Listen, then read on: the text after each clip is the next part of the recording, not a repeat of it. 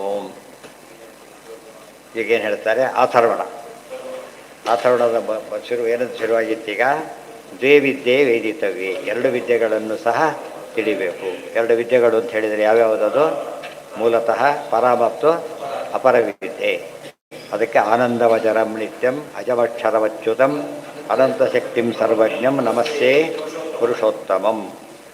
ಈಗ ಅಗ್ನಿರ್ಋಗ್ವೇದಾಯಿತು, ವೇದೇ ರಾಮಾಯಣೇ ಚೈವ ಆದಾವಂದೇ ಚ ಮಧ್ಯೆ ಚ ಇದೆಲ್ಲ ಹೇಳ್ತಾ ಎಲ್ಲವೂ ಕೂಡ ಪರವಿದ್ಯೆಗಳೇ. ಅರ್ಥ ಮಾಡಿಕೊಂಡಾಗ ಅದು ಸರಿ, ಇಲ್ಲದೆ ಹೋದರೆ ಬೇರೆ ರೀತಿ ಮಾಡಿಕೊಳ್ಳೋಕ್ಕೂ ಬರುತ್ತೆ, ಅದು ಪರವಿದ್ಯೆ ಆಗೋದಿಲ್ಲ. ಸರ್ವೇ ವೇದ ಯತ್ಪದಮಾಮನಂತಿ ತಪಾಂಸಿ ಸರ್ವಾಣಿ ಚ ಯದ್ವದಂತಿ ಯದಿಚ್ಛಂತು ಬ್ರಹ್ಮಚರ್ಯಂ ಚರಂತಿ ತತ್ತೇ ಪದಂ ಸಂಗ್ರಹೇಣ ಪ್ರವಕ್ಷೇ. ಇದು ಎಲ್ಲ ವೇದಗಳು ಪರಮಾತ್ಮನನ್ನೇ ಹೇಳ್ತಾ ಇವೆ. ಎಲ್ಲ ತಪಸ್ಸು ವ್ರತಗಳ ಉದ್ದೇಶ ಭಗವಂತನ ಪ್ರೀತಿಯೇ ಆಗಿದೆ. ಪರಮಾತ್ಮನಿಗೋಸ್ಕರವಾಗಿಯೇ ಮೆಚ್ಚಲಿ ಅಂತೇಳಿ ಬ್ರಹ್ಮಚರ್ಯಾದಿ ವ್ರತಗಳನ್ನು ಮಾಡ್ತಾರೆ.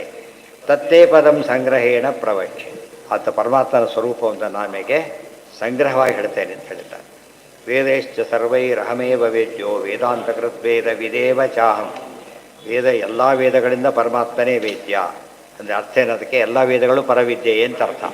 ಪರಮಾತ್ಮನ ಹೇಳಿ ಪರವಿದ್ಯೆ ಆಗಿದೆ. ಅದು ಗೊತ್ತಿದ್ದಾಗ, ಗೊತ್ತಿಲ್ಲದೆ ಹೋದ್ರಿಲ್ಲ. ಮತ್ತು ಹೈವೇ ಅಂತ ಹೋಗಬೇಕಾಗಿಲ್ಲ, ಹೋದರೆ ಹೈವೇನೇ. ಹೋಗದೇ ಇದ್ದವರಿಗೆ ಹೈವೇ ಅಷ್ಟೇ. ಅದು ಉಳಿದ್ರು ಸರ್ವಿಸ್ ರೋಡ್ ಉಪಯೋಗಿಸಿ ಡಿವೇಟ್ ಮಾಡ್ಕೊಂಡ್ಬಿಡ್ತಾರಲ್ಲ, ಹಾಗೆ ಮಾಡ್ಬೋದು.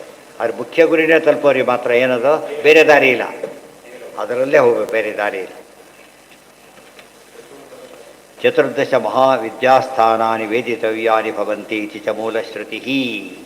ಒಟ್ಟು ದ್ವೇ ವಿದ್ಯೆ ಅಂತ ಹೇಳಿದ್ರು. ದ್ವೇ ವಿದ್ಯೆಯಲ್ಲಿ ಎಷ್ಟೆಷ್ಟು ಸೇರುತ್ತೆ ಅಂದರೆ, ಚತುರ್ದಶ ಮಹಾವಿದ್ಯಾಸ್ಥಾನಾನಿ ವೇದಿತವ್ಯಾನಿ ಭವಂತಿ. 14 ಮಹಾವಿದ್ಯಾಸ್ಥಾನಗಳು. ವಿದ್ಯಾಸ್ಥಾನ ಅಂದರೆ ಏನು? ವಿದ್ಯೆಯ ಸೋರ್ಸಸ್ ಅಂತ. ಬ್ರಹ್ಮವಿದ್ಯೆಯ ಸೋರ್ಸಸ್ 14 ಇವೆ, ಗೊತ್ತಾಯ್ತಾ? ಅದಿಷ್ಟನ್ನು ಕೂಡ ಓದಬೇಕು. ಪಂಚರಾತ್ರ ಮೃಗಾದ್ಯಾಶ್ಚ ಸರ್ವಮೇಕಂ ಪುರಾ ಭವತ್ ಮೂಲವೇದೈತಿ ವ್ಯಾಖ್ಯಾಖ್ಯಾ ಕಾಲೇ ಕೃತ ಹೇಗೆ ತದಾ ನೈವರ್ಕ್ ಸಾಮಾದಿ ನಾಮಾನಿ ತದಾ ವೇದಶ್ಚ ಚಾಭವತ್. ನೈವ ನಂಜಚೇಂದ್ರಾದಿ ನಾಮಾನಿ ವಿಷ್ಣೋರನ್ಯತ್ರ ಕುತ್ರಚಿತ್ ಬ್ರಹ್ಮರುದ್ರೇಂದ್ರಪೂರ್ವೈಸ್ತು ನಾಮವಿ ಪ್ರೋಚ್ಯತೆ ಹರಿ. ಇವೆಲ್ಲ ತುಂಬ ಸೂಕ್ಷ್ಮ ವಿಚಾರಗಳು. ಸ್ವಲ್ಪ ಅಂಶ ನೋಡಬೇಕಲ್ಲಿ. ಏನು ಅಂದರೆ, ಪಂಚರಾತ್ರ, ಋಗ್ವೇದ ಇವೆಲ್ಲ ಕೂಡ ಶಾಸ್ತ್ರಗಳು. ಇದಕ್ಕೆಲ್ಲ ಹಿಂದಿನ ಕಾಲಕ್ಕೆ ಪೃಥಿಗದಲ್ಲಿ ಹೇಗಿತ್ತು ಅಂದರೆ, ಬರೀ ವೇದ ಅಂದರೆ ಎಲ್ರಿಗೂ ಅರ್ಥ ಆಗಿಬಿಡ್ತಾಯಿತ್ತು, ಗೊತ್ತಾಯ್ತಾ? ನಾಮ ತದಾ ವೇದಶ್ಚ ಚಾಭವನ್. ಅವಾಗ ಹೆಸರು ಈ ರೀತಿ ವಿಭಾಗನೇ ಇರಲಿಲ್ಲ. ಋಗ್ವೇದ, ಯಜುರ್ವೇದ, ಸಾಮವೇದ ವಿಭಾಗನೇ ಇರಲಿಲ್ಲ.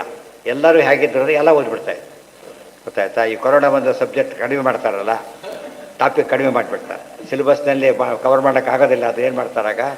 ಇದೆಲ್ಲ ಕರಿಯೋ ಅಧ್ಯಾತ್ಮದ ಕೊರೋನಾ ಪೀರಿಯಡ್ ಇದ್ದಾಗಿದೆ. ಎಲ್ಲ ಸಬ್ಜೆಕ್ಟು ಕಟ್ ಮಾಡಿಬಿಟ್ರೆ, ಸಿಲೆಬಸ್ ಕಟ್ ಮಾಡಿದ್ದಾರೆ, ಅದನ್ನೇ ಓದೋದಿಲ್ಲ. ಇವ್ರು ಸಿಲೆಬಸ್ಸೇ ಕಟ್ ಮಾಡ್ಕೊಂಡ್ಬಿಟ್ರೆ, ಸಿಲೆಬಸ್ದೊಳಗೆ ಕಟ್ ಮಾಡ್ಬೋದು, ಸಿಲೆಬಸ್ಸನ್ನೇ ಕಟ್ ಮಾಡಿದರೆ ಹೋಯ್ತು. ಆ ಥರ ಮಾಡ್ಕೊಂಡ್ಬಿಟ್ಟಿದ್ದಾರೆ. ವೇದ ಓದಲೇಬೇಕಾಗಿಲ್ಲ ಹೀಗಾರ. ಹಾಗಲ್ಲ, ಅಲ್ಲಿ ಎಲ್ಲರೂ ಎಲ್ಲ ಓದ್ತಿದ್ರು. ಲಕ್ಷ ವರ್ಷ ಆಯುಷ್ಯ ಇತ್ತಲ್ಲ, ಎಲ್ಲ ಜನ ಒಳ್ಳೆಯವರೇ ಇದ್ದರು, ನಿಶ್ಚಿಂತೆಯಾಗಿ ಮಾಡ್ತಾಯಿದ್ರು. ಆಮೇಲೆ ನಿಧಾನವಾಗಿ ಏನಾಯಿತು? ಎಲ್ಲ ಓದೋ ಸಾಧ್ಯವಾಗಲಿಲ್ಲ, ಸ್ವಲ್ಪ ಕಡಿಮೆ ಆಯ್ತಾಗ. ತುಂಬ ಸಂಪ್ರದಾಯ ವೇದವ್ಯಾಸರು ಎಲ್ಲ ವಿಭಾಗ ಮಾಡಿಬಿಟ್ರು. ಋಗ್ವೇದ, ಯಜುರ್ ಎಲ್ಲ ಪಾರ್ಟ್ ಮಾಡಿಬಿಟ್ಟು ಇದನ್ನು ಬೇಕಾದ್ರೆ ಓದಿ ಅಂತ ಹೇಳಿದ್ರು. ಅಷ್ಟು ಕಂಪಲ್ಸರಿ ಮಾಡಿ, ಇಷ್ಟನ್ನು ಕಂಪಲ್ಸರಿ, ಉಳಿದೆಲ್ಲ ಸಾಧ್ಯವಾದರೆ ಓದಿ ಅಂತ ಹೇಳಿಬಿಟ್ಟು, ಗೊತ್ತಾಯ್ತಾ? ಅದು ಇನ್ನೊಂದು ಅರ್ಥ. ಇನ್ನೊಂದು, ಆಗಿನ ಕಾಲಕ್ಕೆ ಇಂದ್ರ ಯಾವ ಶಬ್ದ ಉಪಯೋಗಿಸಿದ್ರು ವಿಷ್ಣು ಅಂತಲೇ ಅರ್ಥ ಆಗ್ತದೆ ಜನಗಳಿಗೆ. ಈಗ ವಿಷ್ಣು ಅಂತ ಹೇಳಿದ್ರು ವಿಷ್ಣು ಅಂತ ಅರ್ಥ ಆಗಲ್ಲ, ಅಂಥ ಕಾಲ ಇದು. ಆಗಿನ ಕಾಲಕ್ಕೆ ಆಗಲ್ಲ. ಯಾವುದೇ ಶಬ್ದ ಕೊಟ್ಟರೆ ಏನು ಅರ್ಥ ಆಗ್ತಿತ್ತು? ಉದಾಹರಣೆಗೆ ಹಾಲು ಒಳ್ಳೆಯದು, ಮೊಸರು ಒಳ್ಳೆ, ಇವತ್ತು ಒಳ್ಳೇದು ಕೊಡಪ್ಪ ಅಂತ ಕೇಳಬೇಕು. ಅವರೇ ಹೇಳ್ತಿದ್ರು ಒಳ್ಳೇದೇ ಅಂತ, ಮತ್ತು ಕೆಟ್ಟದ್ದೇ ಕೊಡ್ತಾರೆ.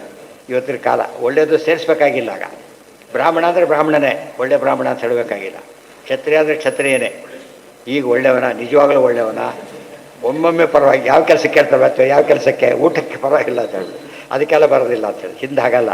ಬ್ರಾಹ್ಮಣ ಬೆಂದು ಬಂತಲ್ಲ, 12 ವ್ರತಗಳು, ಅಷ್ಟು ಮಿನಿಮಮ್ ಬ್ರಾಹ್ಮಣಲ್ಲಿ ಇರ್ತಾಯಿತ್ತು. ಡಾಕ್ಟ್ರ್ ಅಂದರೆ ಡಾಕ್ಟ್ರೇ. ಕಲಿಯುವುದು ಎಲ್ಲ ಕೆಟ್ಟ ಹೋಗ್ಬಿಟ್ಟು ಏನಾಯ್ತು? ಸೇರಿಸ್ಬೇಕಾಯಿತು. ಇಂದ್ರ ಮೊದಲೇ ಪ್ರತಿಯೊಂದು ಶಬ್ದಗಳು ಕೂಡ ವಿಷ್ಣು ಪರವೇ ಜನಕ್ಕೆ ಸಹಜವಾಗಿ ಅರ್ಥ ಆಗ್ತಾಯಿತ್ತು. ಆಗ ಪರವಿದ್ಯೆನೇ. ಆಗ ವೇದಗಳು ಏನಾಗಿದ್ವಾಗ ಎಲ್ಲ ಪರವಿದ್ಯೆ. ಅಂದರೆ ವೇದಗಳೇ ಪರವಿದ್ಯೆ ಆಗಿದ್ದ ಕಾಲ ಒಂದಿತ್ತು, ವೆರಿ ಇಂಪಾರ್ಟೆಂಟು. ಅದು ಇನ್ನೊಂದು ವಿಶೇಷ ಇರ್ತಾರೆ. ಅಷ್ಟೇ ಅಲ್ಲ, ಯಾಕಾಗಿತ್ತು ಅಂದರೆ, ಬ್ರಹ್ಮಸೂತ್ರ ಹಿಂದಿನ ಕಲ್ಪ ಬ್ರಹ್ಮಸೂತ್ರ ಇದ್ದು ಅಲ್ಲ, ಅದು ಪ್ರಾಕ್ಟೀಸಿಗೆ ಬಂದುಬಿಟ್ಟಿತ್ತು. ಎಲ್ಲರೂ ಬ್ರಹ್ಮಸೂತ್ರಕ್ಕೆ ಅರ್ಥ ಇರ್ತಿರಲಿಲ್ಲ. ಬ್ರಹ್ಮಸೂತ್ರ ಯಾವಾಗಲೂ ಪರವಿದ್ಯೆ ಆಗೋದಿಲ್ಲ. ಯಾಕೆ? ಗೊತ್ತಿದೆಯಲ್ಲ ನಿಮ್ಮದೇನು ಅಂತ ಹೇಳ್ತಿದ್ರು. ಅದು ಹೇಳೋರು ಕೂಡ ಏನಾಗಿತ್ತು?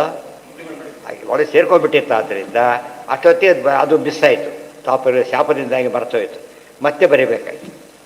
ಭಾಗವತಾದಿಗಳು ಮತ್ತು ಎಲ್ಲವೂ ಕೂಡ ಏನೇ ಓದಿ ತತ್ಸಂಖ್ಯಾದಲ್ಲಿ ಓದಿದ್ದೇವಲ್ಲ, ಏನಂತ ಶಬ್ದಗಳು ಚೇಂಜ್ ಆಗುತ್ತೆ, ಅರ್ಥ ಚೇಂಜ್ ಆಗುತ್ತೆ.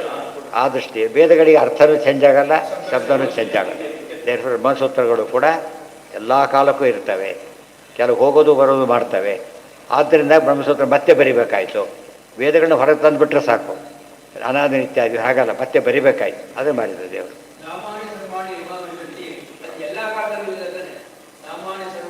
ಎಲ್ಲ ಕಾಲದಲ್ಲಿ ಇದೆ, ಅವ ಜನಕ್ಕೆ ಎಲ್ಲರಿಗೂ ಗೊತ್ತಾಗ್ಬಿಟ್ಟಿತ್ತು ಅದು. ಅರ್ಥ ಆಯ್ತಾ? ಎಲ್ಲರಿಗೂ. ಈಗ ಹಾಗಲ್ಲ, ಸೇರಿಸಿ ಹೇಳಬೇಕೀಗ. ಈಗ ಅವಾಗ ಹೇಳಬೇಕಾಗಿರಲಿಲ್ಲ. ಪ್ರತಿಯೊಬ್ಬರು ಪರವಿದ್ಯೆಯಲ್ಲೇ ಇದ್ದವರು. ಅದಕ್ಕೆ ಧರ್ಮ 4 ಕಾಲಲ್ಲಿ ಇತ್ತು ಅಂತ ಹೇಳೋದಿಲ್ಲ. ಹಾಗೆ ಅಲ್ಲ, ಮೊದಲೇ ಬ್ರಹ್ಮಸೂತ್ರ ಸೇರ್ಕೊಂಡ್ಬಿಟ್ಟಿತ್ತು ಅದರಲ್ಲಿ. ಹೇಳೋರಿಗೆಲ್ಲ ಬ್ರಹ್ಮಸೂತ್ರ ಬೇರೆ ಹೇಳ್ತಾ ಇದ್ರು. ಅರ್ಥ ಆಯ್ತಾ? ಈಗ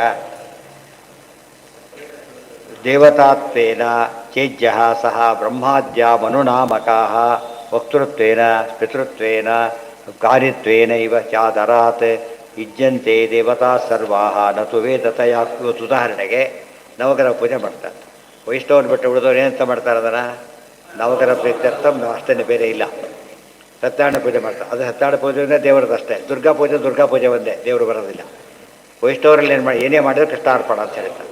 ಇದು ಹೇಗೆ ವೈಷ್ಣವರಿಗೆ ಕಾಮನ್ ಆಗಿದೆ, ಎಲ್ಲರಿಗೂ ಕಾಮನ್ ಆಗಿದೆ. ಪ್ರತಿಯೊಬ್ಬರು ಹಾಗೆ ಮಾಡ್ತಾಯಿದ್ರು. ಈಗೆಲ್ಲ ಏನಾಗ್ಬಿಟ್ಟು ವೈಷ್ಣವರು ಬಾಯಿಲಂತಾರೆ ಹೊರತು ಏನಿರೋದಿಲ್ಲ, ಎಲ್ಲರೂ ಮಾಡ್ತಾರೆ ಅಂತ ಹೇಳಕ್ಕೆ ಬರೋದಿಲ್ಲ. ಗೊತ್ತಾಯ್ತು? ಎಲ್ಲರೂ ಮಾಡ್ತಾರೆ ಅಂತ ಹೇಳಿ ಮನಸ್ಸಲ್ಲಿರುತ್ತೆ ಅಂತ ಹೇಳಕ್ಕೆ ಬರೋದಿಲ್ಲ. ಅಭ್ಯಾಸ ಆಗಿರುತ್ತೆ ಅಂತಾರೆ. ಅವ್ರು ಹಾಗಲ್ಲ, ಪ್ರತಿಯೊಂದು ಹಾಗೆ ಇರ್ತಾ ಇದ್ದಾರೆ.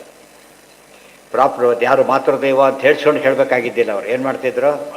ಸಹಜವಾಗಿ ಮಾಡ್ತಾಯಿದ್ರು ಎಲ್ಲರೂ ಕೂಡ. ತಸ್ಮಾದ್ ವೇದೇನ ಕಿಂಚನ. ಎಲ್ಲರೂ ಕೂಡ ಯಜ್ಞ ಅಂದರೆ ವಿಷ್ಣು ಕೃಷ್ಣಾರ್ಪಣ ಬುದ್ಧಿ ಯಜ್ಞ ಅಂತಲೇ ಅರ್ಥ. ಬೇರೆ ಯಜ್ಞ ಟೋಟಲಿ ತಲೆಯಲ್ಲೇ ಬರ್ತಿದ್ದಿಲ್ಲ, ಅಂಥ ಕಾಲ ಇತ್ತು. ಗೊತ್ತಾಯ್ತಾ? ಬರ್ತಾ ಬಂದಾಗ 2 ಭಾಗ ಶುರುವಾಯ್ತು. ಈಗ ತಿಳ್ಕೊಂಡು ಮಾಡೋರು, ತಿಳಿದೇ ಇದು ಮಾಡೋರು. ಅದು ಸರಿಯಾಗಿ ತಿಳ್ಕೊಂಡು ಸರಿಯಾಗಿ ಮಾಡೋರು 2 ಮತ್ತೆ ಶುರುವಾಯಿತು. ಮತ್ತು ಅಲ್ಲಿ ಬರೀ ತಪ್ಪು ತಿಳ್ಕೊಳ್ಳೋದು ಕಾಮನ್ ಆಗೋಯ್ತು. ಪ್ರಾಪ್ನುವಂತೆ ಹರಿಂ ತಂಚ ತಸ್ಮಾತ್ ವೇದೇ ನ ಕಿಂಚನ ಪಾರಾವರ್ಯಂ ಹರೇರ್ಯಸ್ಮಾತ್ ಉತ್ಥಿತ ಸ್ವರಗಾನನಾತ್ ಋಗಾದ್ಯ ಅನುವ್ಯಾಖ್ಯಾಂತಾ ತಸ್ಮಾತ್ ಸರ್ವೈ ಹರಿಂ ಯಜೇತ್.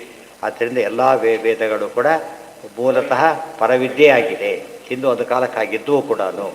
ಆದರೆ ಬ್ರಹ್ಮಸೂತ್ರ ಯಾವಾಗಲೂ ಕೂಡ ಏನಾಗುತ್ತದೋ ಪರವಿದ್ಯೆ ಅನ್ನೋದು ಬೇರೆ ರೂಪ ಇಲ್ಲ. ವೇದಗಳು 2 ಸ್ಟೇಜ್ ಇದೆ. ಪರವಿದ್ಯೆ ಆಗೋ ಸ್ಟೇಜ್ ಒಂದಿದೆ, ಪರವಿದ್ಯೆ ಆಗದಿರೋ ಸ್ಟೇಜ್ ಇದೆ. ಬ್ರಹ್ಮಸೂತ್ರಕ್ಕೆ ಒಂದೇ ಸ್ಟೇಜ್. ಅದಕ್ಕೆ ಅದೇನಂತ ಕರೆದ್ರು? ಮುಖ್ಯತಃ ಪರವಿದ್ಯೆ ಅಂತ ಹೇಳಿದ್ರು.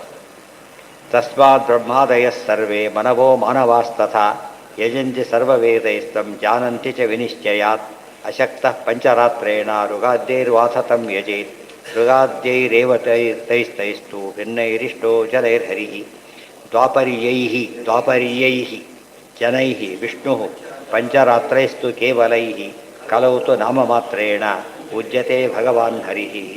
ಇದೆಲ್ಲ ಬಂದಿತ್ತೀಗ, ಇದೆಲ್ಲ ಹೋಗಿ ಕೊನೆಗೆ ಎಲ್ಲಿ ಬಂತೀಗ? ನಾಮ ಮಾತ್ರ 2 ಅರ್ಥ. ಹಿರಿಯ ಹೆಸರು ಉಳ್ಕೊಂಡಿದೆ ಹೊರತು ಇದು ಉಳ್ಕೊಂಡಿಲ್ಲ. ಹೆಸರಿಗೆ ಮಾಡೋದು ಅಂತ ಆಯ್ತಲ್ಲ, ಉಪನಯನ ಹೆಸರಿಗೆ, ಎಲ್ಲ ಹೆಸರಿಗೆ ಅಂತ ಆಗಿಬಿಟ್ಟಿದೆ.